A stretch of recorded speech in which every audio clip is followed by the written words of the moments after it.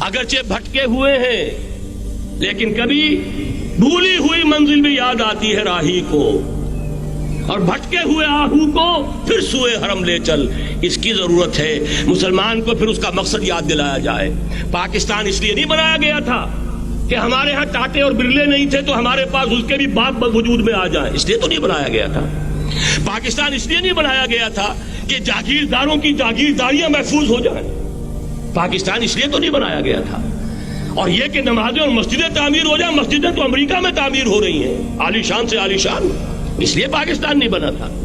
آج بھی مسلمان، میں معذرت سے عرض کر رہا ہوں مولانا سے، آج بھی بھارتی مسلمان کی ایوریج نمازی ہونے کے اعتبار سے پاکستانی مسلمان سے کہیں بہتر ہے۔ آج بھی برقع نظر آ جائے گا تو ہندوستان میں نظر آ جائے گا۔ میں نے اپنی آنکھوں سے دیکھا چند سال پہلے جب مکہ مسجد حیدرآباد دکن میں 3 دن مسلسل میری تقریریں ہوئی ہیں، 10,000 مرد اور 5,000 خواتین، اور ان میں سے کوئی بغیر برقعے کے نہیں تھی۔ ایک سیلاب نظر آ رہا تھا برقعوں کا کہ جب جلسہ ختم ہوا ہے رات کے 12 بجے 3 دن تک متواتر۔ یہاں کہاں نظر آئے گا برقع آپ کو؟ یہاں تو جس کے پاس 2 پیسے ہو گئے اس نے سب سے پہلے برقع اتار کے پھینک دیا۔ معلوم اچھی طرح سمجھ لیجئے یہ چیزیں تو وہاں زیادہ ہیں یہاں کی نسبت۔ اصل ضرورت تھی کہ یہاں اس نظام کو قائم کیا جائے، وہ نظام عدل اجتماعی، وہ جس میں حریت ہو، جس میں عام آدمی بھی خلیفہ وقت کو ٹوک سکے۔ یہ کرتا کیسے بن گیا؟ ایک خاتون بھی کھڑی ہو کر دامن پکڑ لے، عمر تمہیں کیا حق ہے کہ ہمارے مہر کے اوپر پابندی لگا رہے ہو، جبکہ اللہ نے نہیں لگائی۔ اللہ قرآن میں قنطارہ کا لفظ استعمال کر رہا ہے۔ ڈھیروں سونا دے دے کوئی شخص اپنی بیوی کو مہر کے اندر، طلاق دیتے وقت اس میں سے کچھ نہیں لے سکتا۔ آپ کون ہوتے ہمارے حق کے اوپر پابندی لگانے والے؟ اور عمر نے کہا آج ایک بڑھیا نے وہ اب عمر کو دین سکھایا، آرڈیننس واپس۔ حضرت سعد بن ابی وقاص رضی اللہ تعالی عنہ جو فاتح ایران تھے، وہ گورنر ایسے ہی نہیں بن گئے تھے ریوڑیاں بٹی ہو اور گورنری مل گئی ہو، وہ تو خود فاتح تھے ایران کے، اس لیے گورنر تھے۔ صرف ایک پرچہ پہنچا ہے بارگاہ خلافت میں، حضرت عمر فاروق کے پاس انفارمیشن آئی سعد نے اپنے گھر کے باہر ڈیوڑی بنا لی ہے اور ایک دربان کھڑا کر دیا ہے۔ حضرت بلال کو بھیجا ہے رقعہ دے کر، اور یہ حکم تھا کہ بلال پہلے تو جاتے ہی ڈیوڑی میں آگ لگا دینا، پھر یہ رقعہ دینا میرا۔ اور رقعے میں لکھا ہوا تھا اے سعد، لوگوں کو ان کی ماں نے آزاد جانا تھا، تم نے انہیں اپنا غلام کب سے بنا لیا ہے؟ یہ دربان کھڑے کر دیا اپنے آگے۔ وہ حریت، وہ مساوات کہ جا رہا ہو خلیفہ وقت اور چارج لینے جا رہا ہے بیت المقدس کا، کوئی ذاتی علاج کے لیے نہیں جا رہا، سیر و سیاحت کے لیے نہیں جا رہا، چارج لینے کے لیے بالکل سرکاری وزٹ ہے، آفیشل وزٹ ہے، اسٹیٹ وزٹ ہے۔ اور حال کیا ہے؟ 700 میل کا فاصلہ طے کرنا اور ایک اونٹنی، کوئی انٹوریج نہیں، کوئی خدم و حشم نہیں، کوئی جمبو جٹ بھرے ہوئے نہیں، کچھ نہیں، ایک اونٹنی ایک خادم۔ اس ایک اونٹنی پر چونکہ راستے کا راشن بھی ہے لہذا 2 آدمی نہیں بیٹھ سکتے، ایک بیٹھ سکتا ہے۔ ایک منزل خلیفہ وقت بیٹھا ہوا ہے اوپر اور خادم نکیل پکڑ کر چل رہا ہے، اگلی منزل خادم اوپر بیٹھا ہے اور خلیفہ وقت عمر بن الخطاب رضی اللہ تعالی عنہ اور وہ آگے آگے نکیل پکڑ کر چل رہے۔ یہ نظام چاہیے آج نوع انسانی کو۔ اس کے انتظار میں، اس کی تلاش میں نوع انسانی نے کتنے تجربے کر لیے، کیسی چھلانگیں لگائیں، ملوکیت ختم کی، آسمان سے گرا کھجور میں اٹکا، جمہوریت آئی نام نہاد، لیکن وہ سرمایہ دارانہ نظام بن کر آگے سے بڑھ کر لعنت بن گئی۔ پہلے جاگیردار مسلط تھا، اب سرمایہ دار اور کارخانے دار مسلط ہو گیا۔ اس سے نکلنے کے لیے زور لگایا، کمیونزم کی طرف گئے، چھلانگ لگائی، اب ایک پارٹی ڈکٹیٹر بن کر بیٹھ گئی۔ انسان رست از یک بنتا افتاد در بندے دیگر، ایک چیز سے غلامی سے نجات پاتا ہے دوسری میں پھنس جاتا ہے۔ اور کیوں؟ کہ وہ نظام عدل اجتماعی جو محمد عربی کو دے کر بھیجا گیا تھا، اس کے کسٹوڈین سوئے ہوئے، اس کے کسٹوڈینز کو اندازہ ہی نہیں۔ یہ نسخہ تو ہمارے پاس تھا، ہمیں عمل کرنا تھا اور دنیا کے سامنے پیش کرنا تھا۔ پاکستان بنایا اس لیے گیا تھا کہ ہم اس کا ایک نمونہ دنیا کے سامنے پیش کریں گے۔ قائد اعظم نے فرمایا تھا کہ ہم یہ چاہتے ہیں کہ پاکستان کی صورت میں عہد حاضر میں اسلام کے اصول حریت و اخوت و مساوات کا ایک نمونہ قائم کر کے دکھائیں۔ کہاں ہے وہ؟ بھٹک گئے، سو گئے۔ بہرحال اب بھی وقت ہے، جب تک سانس تب تک آس۔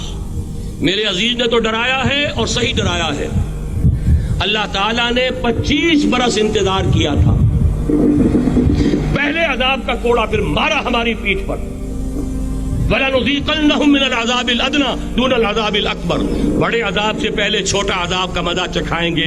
لَعَلَّهُمْ يَرْجِعُونَ، شاید کہ لوٹ آئیں۔ کوئی عجب نہیں اس عذاب الادنا سے بعد ہم جاگے نہیں، ہوش میں نہیں آئے، کوئی عجب نہیں کہ بڑے عذاب کا کوڑا ہماری پیٹھوں کو برس جائے۔